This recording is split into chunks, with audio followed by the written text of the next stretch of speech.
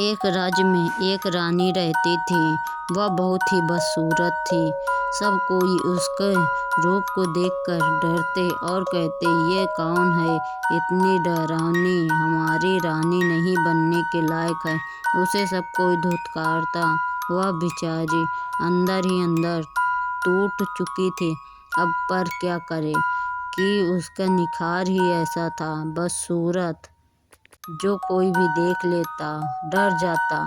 लेकिन वह सोचती थी कि कहीं दूर से कोई न कोई तो आएगा, मेरी बदसूरती का राज मुझे बताएगा कि मैं इतनी बदसूरत कैसे हूँ।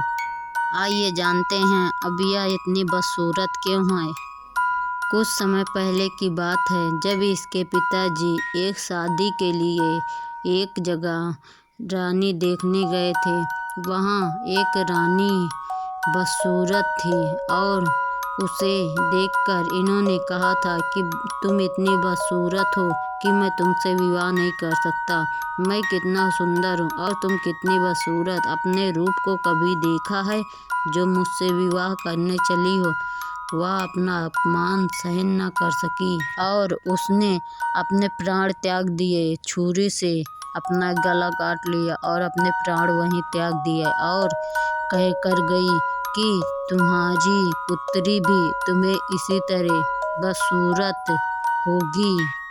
जब मैं फिर देखती हूँ तुम अपने पुत्री को कैसे अपने पास रखते हो, तुम्हारी पुत्री भी मेरी तरह बदसूरत होगी। उसे भी कोई पसंद नहीं करेगा।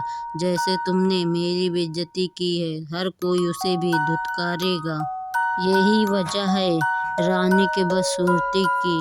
अब रानी की बदसूरती इतनी बढ़ चुकी थी कि कोई भी उसे देखना नहीं चाहता था और वह अंदर ही अंदर टूट चुकी थी। और वह अपने आंगन में खड़ी होकर यही सोच रही थी कि अब मैं कभी ठीक नहीं हो सकती। तभी वहीं से परियां गुजर रही थी। पांचों परियां अपने धुन में मगन थी और गाना गाते हुए झूम रही थी। वहां से गुजरते हुए उन्होंने देखा कि वह लड़की इतनी उदास बैठी है और इसकी उदासी क्या है, बेचारी कितनी उदास है। परियों को गोरे काले से फर्क नहीं पड़ता, बस उसका मन अच्छा होना चाहिए। परियों का ये काम है कि वह सबकी सहायता करें। और उन परियों ने देखा कि वह इतनी उदास बैठी है, इसकी वजह क्या है। वह तो इतनी खूबसूरत है, फिर भी इतना उदास क्यों रहती है। फिर वह पांचों उस लड़की के पास जाते हैं और बोलती हैं कि तुम इतनी उदास क्यों हो, तुम तो इतनी खूबसूरत हो और इतनी सुंदर भी हो, फिर भी तुम पर उदासी अच्छी नहीं लगती। फिर लड़की बोलती है कि आज की दुनिया में तन की खूबसूरती मायने रखती है, मन का खूबसूरत होना नहीं। तभी परियां सोचने लगती हैं कि यह क्या कह रही है। तभी फिर परी एक बोलती है कि तुम उदास इतनी क्यों हो। तो लड़की बोलती है, मेरे रूप से हर कोई घृणा करता है, मैं क्या करूं।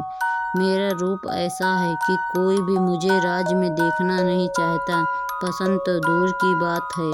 अब मैं अपने रूप का क्या करूं। मेरा यह रूप तो बचपन से है, अब मैं इसको क्या कर सकती हूँ कि इतनी मैं कुरूप हूँ। तभी एक जलपरी बोलती है कि तुम इतनी सुंदर तो हो। वह कहती है, नहीं, मैं इतनी सुंदर नहीं हूँ। तब परी बोलती हैं कि तुम टेंशन मत लो, मैं तुम्हारे इस सुंदर रूप को और भी सुंदर कर दूंगी। तो वह कहती है, पर कैसे, यह तो रूप मेरा बचपने से है। तो परी बोलती है, कोई बात नहीं, हम पांचों अपने जादू से तुम्हारा यह रूप इतना सुंदर कर देंगे कि जो कोई भी तुम्हें देखेगा वह तुम्हारा दीवाना हो जाएगा। फिर उन पांचों ने अपना जादू लगाया और वह बहुत ही खूबसूरत लगने लगी। वह अपने रूप को देखकर मनमोहित खुद ही हो गई कि मेरा इतना सुंदर रूप मैंने पहले कभी नहीं देखा।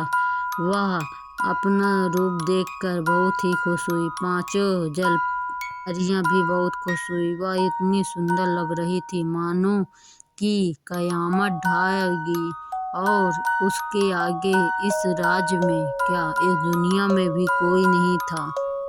वह इतनी सुंदर हो चुकी थी कि मानो जैसे कोई एक परी आ गई हो।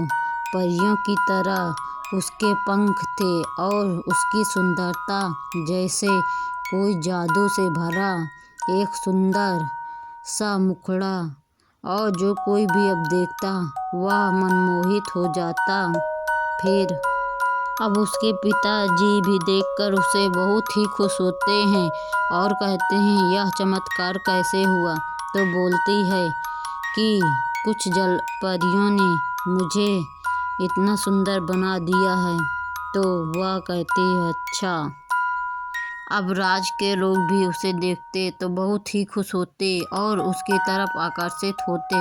वह जंगलों में खेलने जाते और अपने नए नए दोस्त बनाते, शेर, चीता, मुर्गा, तितलियाँ।